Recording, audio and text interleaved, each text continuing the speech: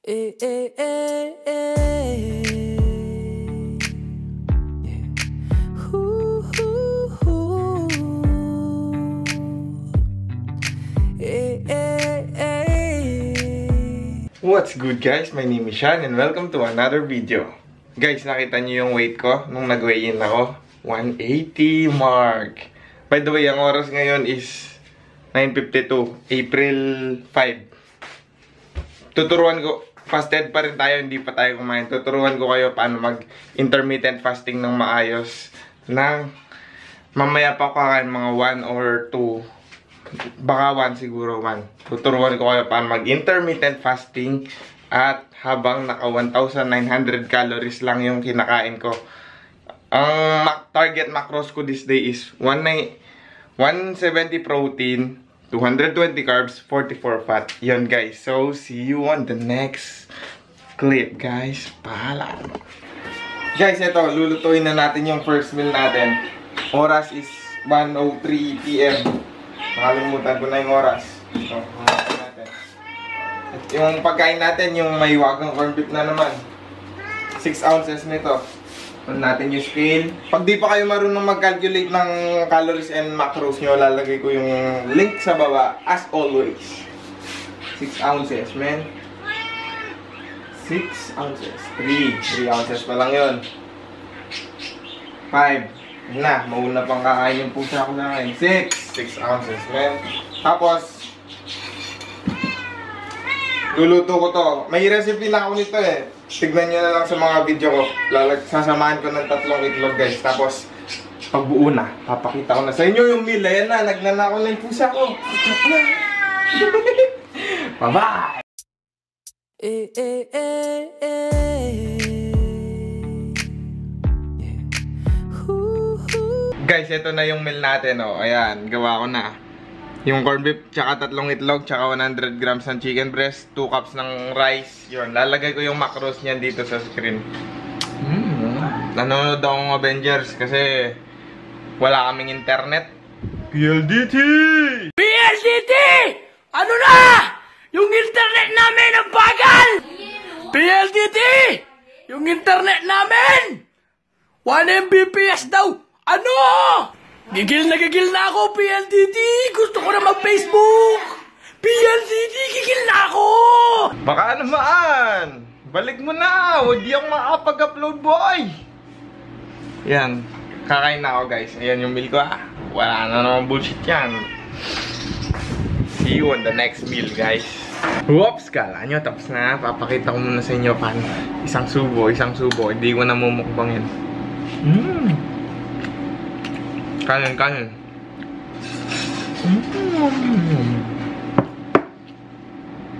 Basic, man. Basic. I, Loki, Prince of Asgard, Odin's son,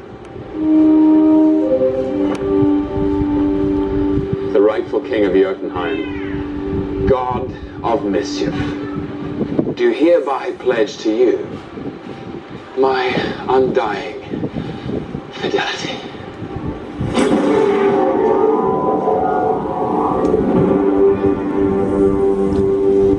Undying. You should choose your words more carefully.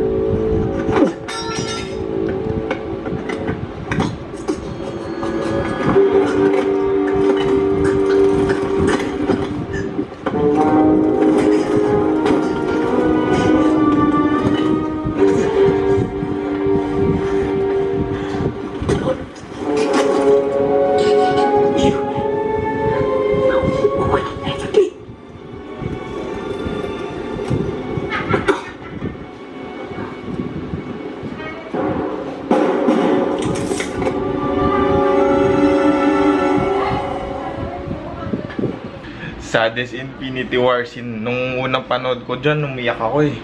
Namatay yung paborito kong karakter. Yan. Kumakain pa ako patapos na guys. Bye-bye! Guys, ito na. Gagawin na natin yung next meal. 40 grams na Milo. Ito yung magiging pre-workout ko. Pre-workout meal ko kasi yan 4 o'clock na, 4 o 5 na. Gagawin ko lang to pero inumin ko to sa gym. 40 grams. Paano nyo susukatin? Yung ginagamit kong pang track ng food ko is an app called MyFitnessPal. Download nyo yan sa Play Store tsaka sa App Store. Nandun yun. Yan. Set. Yan. Tapos bumili rin ako ng food scale sa SM Department Store. Alam ko 500 to. 500. Yan. On nyo. Tapos naka 0 yan. 0 grams. 40 grams ng Milo yung lalagay natin. 40 grams. 21. 22.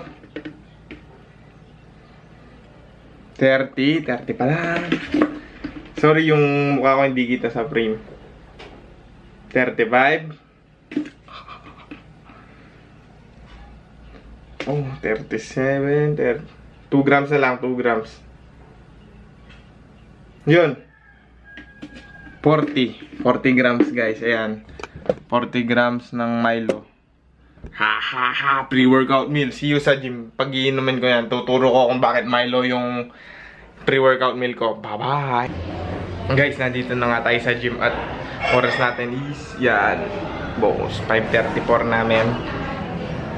Iinumin na natin yung ginawa kong Milo kanina. Ito yung pre-workout meal natin, oh. Papakita ko sa inyo paano ko iinumin.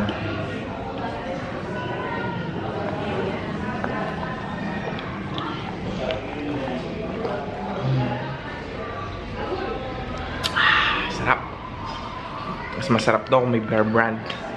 Kaya ako nag-Milo guys kasi fast acting carbs to tsaka may sugar. Kaya agad to papasok sa sistema ko para pag nag-workout ako, malakas agad ako. Let's go. Yun yung trip doon guys. Tip doon guys. Bye-bye. Guys, ito na yung katawan ko ngayon. Ano, 180 pounds na ako, di ba? 180. Kita nyo kanina. So, ayan ko. 18 pounds na yung nalus ko, man. Ito, update ko sa inyo.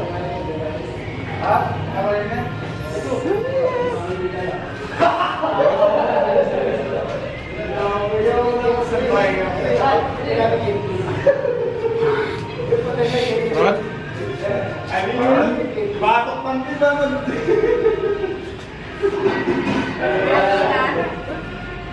Atras. Atras.